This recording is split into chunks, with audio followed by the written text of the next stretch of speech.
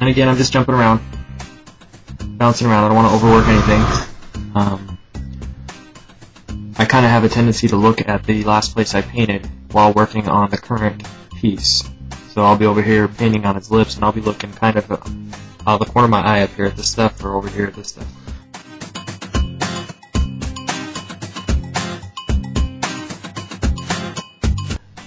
You know, it's really important that I make sure and I hit all these areas because it's going to add depth. I also kept in mind that I was going to end up painting almost all of this black.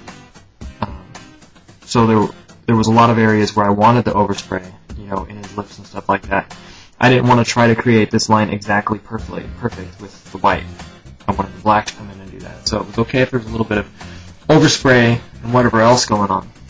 And I think it's fairly important to note that I'm also using a compressor that doesn't have a tank.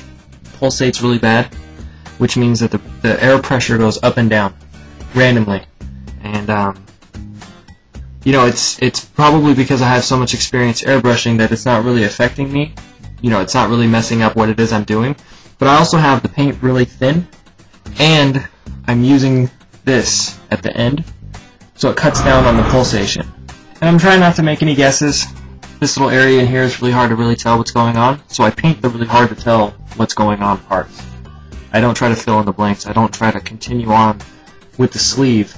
You know, I'm painting the picture. I'm not trying to paint a correction of the picture. I'm not adding a light source. I'm not doing any of that stuff. So maybe this is a little easier in that sense, you know, because I don't have to worry about that. I don't have to worry about proper light sourcing and shading and shadowing, but I'm learning how it works because I know that this light source hitting this from this direction is causing that shadow. Light source, solid object. Another solid object, a distance away from that solid object, shadow. And this is why I paint things like this. It really helps me to kind of understand what it is that this whole, you know, shadow, light stuff is, how it works.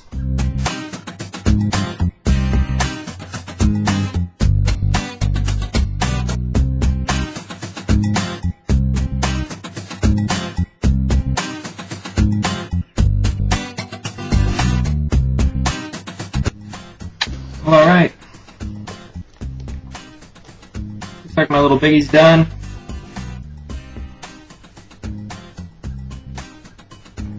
What do you think? Pretty close? Not bad for a couple hours? Usually at this point, if I were doing some other kind of project, I would go back in with some white, and I would super highly detail out a whole bunch of other stuff. But I'm really pleased with it. I'm happy with the level of white. I'm happy that this is the brightest area of the picture. And there's no need for me to go back in. Everything gets drawn in. I'm also relatively happy with the fact that it looks like it could be charcoal drawn. It could be drawn with something other than, you know, the airbrush, but it is in fact an airbrush piece. And, I hope this was helpful to somebody.